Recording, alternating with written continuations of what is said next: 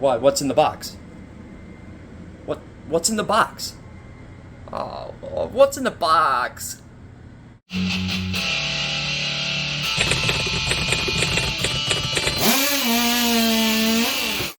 All right, welcome back to the shop. You guys seen that movie, right? I'm not crazy. You guys are probably like, what the hell is he doing? I tell you what's not in the box. A BG50. BG56, by the way. That was like the best handheld leaf blower I ever had. Missed that damn thing. But Robin, thank you, my man. Robin owns Triple S Performance Saws. He port saws. He does phenomenal work. I've seen it firsthand. I talked to him quite a bit, and he pulled through big time on this one. So let's check out what's in the box. So this isn't a knife review, but if it was, I would tell you that these are the best knives ever. I've had the Benchmates. I've had them all. For bang for your buck, these little Kershaw, I think they're called speed safes or something. I take there's like a safety on it when you get it that it's kind of stupid. It won't allow you to open it because it's spring loaded. I take that off. I've never had it come open in my pocket or nothing like that. So I'd rather stab myself than not be able to stab somebody else, if you know what I mean. But these things are freaking awesome. So let's check it out. Man, I sent him some stuff and I didn't send a damn thing besides some packing material. So hats and ta-da, 2 saws. That is what's in the box. Hell yeah. So Robin, thanks, my man. I really appreciate it. I've been, I'm constantly looking for certain saws and 460s that are all OEM any day of the week. And getting them from Robin, he's a mechanic. He knows what he's doing, and to get one from someone you trust, that's awesome. So super happy to have these.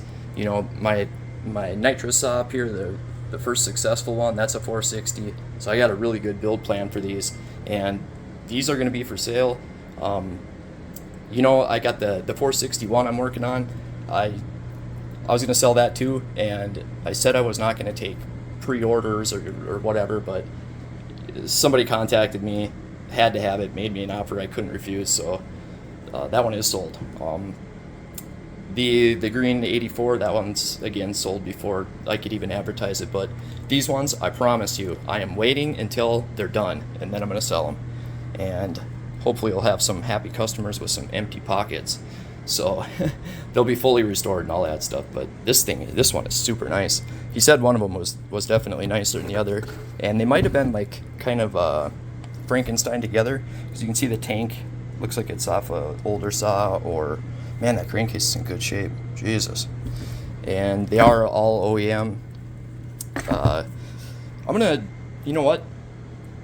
I completely trust Robin, but I'm gonna kill 2 birds with 1 rock in this video. Let's go through kind of a checklist of what to look for if you're gonna buy a saw. Let's do that. Why not, huh? Well, let's use this old girl, this beautiful thing, to demonstrate my point. Basically, buying a saw, you're gonna be doing it one of a few ways. Either you're getting the thing online, you can't look at it, you're going off pictures, you have no idea what you're getting. I would always say shy away from that if you can. If you absolutely think you gotta have it and it's a great deal, realistically, allow room for a rebuild. That's what I tell people, because odds are, it's probably worse than a coin flip, your odds that it's gonna need a rebuild. I've seen and heard many horror stories of people buying saws off eBay and wherever else. If you are buying from someone you don't know and you're just meeting them somewhere, because a lot of people don't want to meet at their house, run the damn thing. Even if they look at you funny or cops get called, cut with it if you can. Cutting with the saw is going to reveal pretty much what you need to know, especially getting it warm, but run it. Leave it idle and tip it side to side. That will expose some air leaks. I literally had someone say, how's that going to expose air leaks? And they thought I meant just tip it side to side when it's not running. And they're like, no, you got to let it idle and tip it side to side. It'll either race or die. You know, I even push if it's got a bar on it, I'll push the bar against something and kind of get the case to flex. And that can reveal any air leaks in the intake manifold, which is common on Stihls, unfortunately. You know, visually, you can look at it, you know, like look at the crankcase. Like if I was looking at this saw and I knew nothing about the person selling it, I'd be like, all right, this thing's been Frankenstein together. It's got an older tank on it. The crankcase looks really good. This might have even been a replaced half. I'm not sure though. That looks pretty even for wear. And the handle looks good. You know, the cylinder, you want to look for OEM parts. That's really important if you're thinking of value and reliability, especially. Like OEM parts are worth a hell of a lot more. Aftermarket parts kill the value of saws. So this thing, I would look at it and be like, well, it's all OEM. It's got a little bit of, you know, parts Frankenstein together. You know, chain brake, you'd have to roll the clutch drum, but this is all stuff if you can run it, you can really get into that stuff. Chain brake works good. Look into your intake, not just the air filter. A saw can have a perfectly clean air filter, and that doesn't tell you what it, you know, the history of it. I always toss these things, but so you look inside my phone went just dead enough to where my flash won't work. So how awesome is that? But if you actually look in the intake and the carb venturi to see if it's been sucking in any fine dust, you know, scrape it out with your finger. That's definitely something to look for. If you can pop the spark plug out, look down the cylinder at the exhaust wall and look at the top of the piston, obviously, but more importantly, pop the muffler off. This one would have a baffle, so pop the muffler cover and the back half off and look at the piston face at the rings. And we're going to do that on the other saw, but that's really important. Bring a T27, a 3/4, you know what I mean? If you know what you need, bring the tools. If you're spending $800 or $1,000, don't let somebody just take advantage of you. Also, if you're selling a saw, do this yourself so you're not screwing the next guy, because so many arguments have been started, you know, where someone sells a saw, they think it runs good, they sell it to somebody that they know, and it ends up being a lemon or a piece of shit. It's because they didn't check it themselves. So check it yourself before you sell it to somebody. And also, again, like I said, getting it hot, check, you know, you can check compression by pulling on the rope, the decomp. Sorry, I needed the other hand, but you know, people tell you if you grab it by the rope like that, and you can hold it like that, then it's got good enough compression. It's not always the case, and compression can fool you. You can have a saw that feels like it's got great compression, but if you actually look in the cylinder, look down the cylinder, look through the exhaust port again, more importantly, look through the exhaust port, and you'll see that the thing is scored all to hell. So compression isn't everything, but it is something to look for. So other than that, let's tear into one a little bit. And first I'm going to tear one completely down and check the cylinder out just to show you what it looks like. So that is definitely the advantage of running rich, or, you know, people will ask, what about running 40-1? Tell you what, you might build up some carbon, but look at the I don't know if the camera will get focused enough for the rings. The rings look great, piston looks great. Check the cylinder out. It's perfect.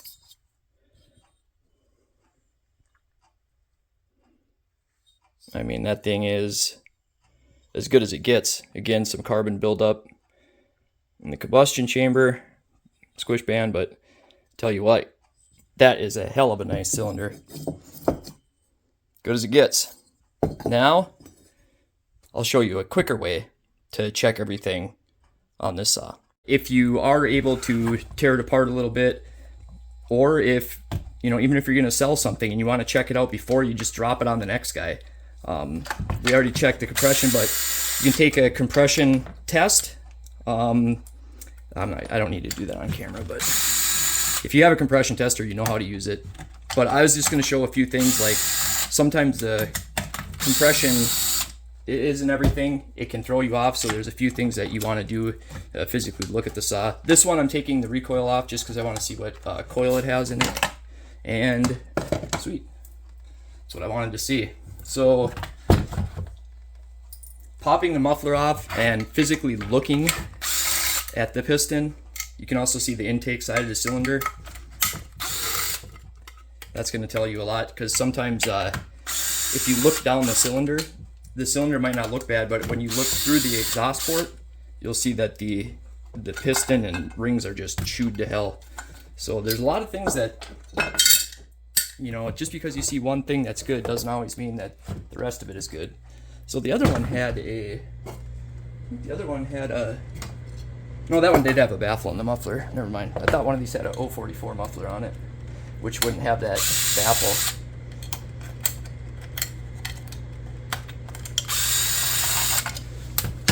Whoop, knock that over.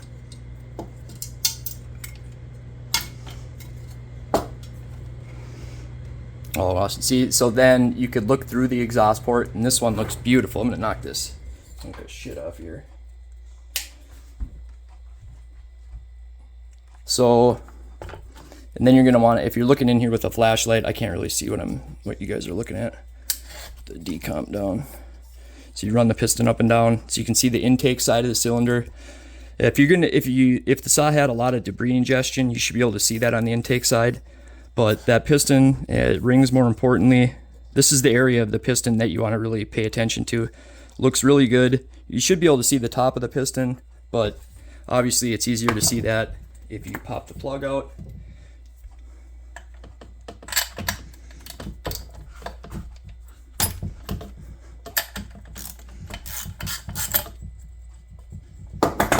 These ones they use, a lot of people toss these. I toss these too. I don't know if it's the right thing to do or not. I've heard theories both ways, but now we can look down. It's not going to be easy for you guys to see, but let me get my bore scope actually, one sec. Okay, so I'm trying to show you just what you'd be able to see. So I'm not going to like switch the camera angles or anything, but that is towards the top of the screen right there. That's the exhaust port. You want to look for any damage at the roof of the exhaust, especially right at the top of it. And then you can kind of look around in here a little bit. Whoop, there went my battery, but you get the idea. You can only see so much in there. You can, if you want to pop your decomp, you can see more towards the intake side, but I don't feel it's necessary because you can look through your exhaust port. But I don't reuse spark plugs. I'm just putting this back in there to keep the cylinder, keep stuff out of the cylinder. Well, there we go. I mean, the moral of the story, don't buy a damn saw off of eBay if you can't inspect it, look at it, run it. Buy it from someone you know. If you trust them, even better. You know, if you buy a saw from somebody you know, run it right away. Go through it right away, not let it sit for 3 months and then all of a sudden you get a hold of them in 3 months and, hey man, I ran the saw for the first time today and blah, blah, blah. I hate that. You know what I mean? It's just one of those things. Look at it right away. If you're buying from someone you don't know, make sure you can run it. And if you're buying it sight unseen, you cannot run it, you can't look at it, you're buying online and can't look at it, I would not pay within $400 of retail, because you might as well just plan on rebuilding it. If you're buying a saw off eBay, you might as well just say, all right, I'm buying this saw as a part saw, because it's like a 50-50 shot if the thing's going to be good.